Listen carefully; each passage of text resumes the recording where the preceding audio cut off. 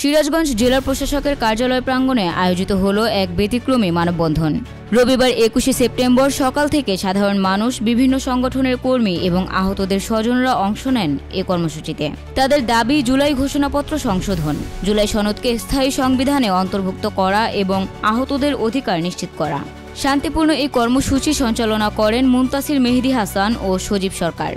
আহতদের পরিবারবর্গ জানান, আহতদের পাশে দাঁড়ানো কেবল নৈতিক দায়িত্ব নয়, রাষ্ট্রের সাংবিধানিক কর্তব্য।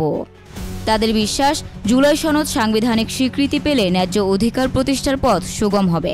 বক্তারা বলেন, কেবল প্রতিশ্রুতিতে নয়, বাস্তবায়নের মাধ্যমেই আহতদের পাশে দাঁড়াতে হবে। এই মানববন্ধন ঘিরে সিরাজগঞ্জে তৈরি হয়েছে আলোচনার কেন্দ্রবিন্দু। সাধারণ মানুষের মতে অধিকার আদায়ের আন্দোলন কখনো থেমে থাকে না, বরং সময়ের সাথে তা নতুন রূপে ফিরে আসে।